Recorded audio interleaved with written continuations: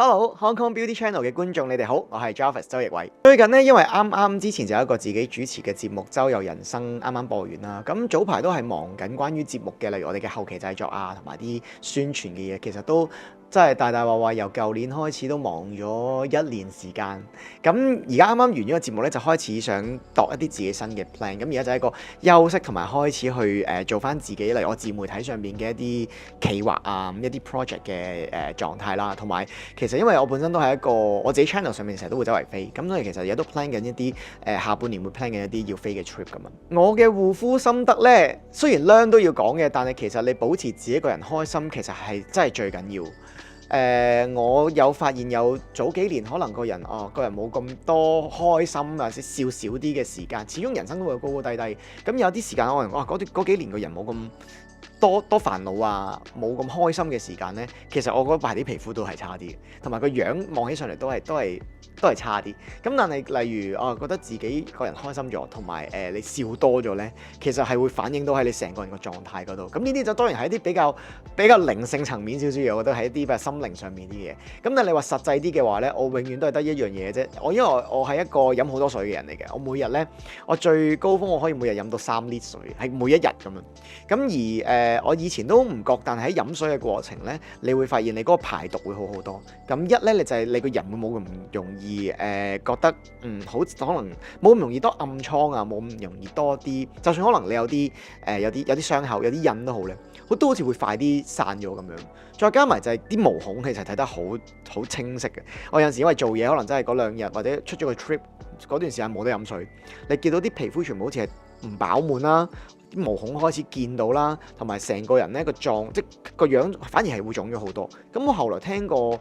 有個朋友同我講，因為以前我係驚水腫，所以我唔飲咁多水，我就係咁飲茶飲咖啡。但係佢話其實如果你想唔水腫咧，你要飲更多水，因為你個身體知道自己原來我有水係會 keep 住俾你供應俾佢嘅咧，佢就唔會鎖住啲水，咁你就唔會水腫啦。咁我所以由呢樣嘢開始，我就會飲好多水啦。咁而喺飲水嘅過程，我發覺除咗水腫問題解決咗少少之外，啲皮膚係入邊會亮白咗出嚟嘅咁。咁另外一樣嘢我自己都幾去做多，例如食一啲 supplement 嘅嘢嘅，即係例如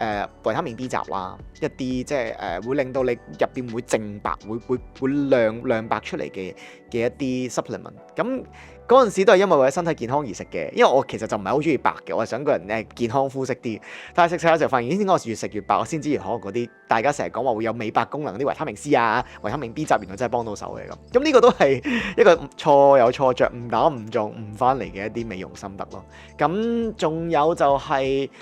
我有陣時夜晚會俾自己去浸浴嘅，即係熱水沖熱水涼浸咗喺度咁樣。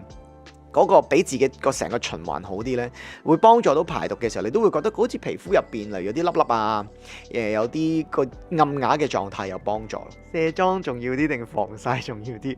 我兩樣都冇乜點理過。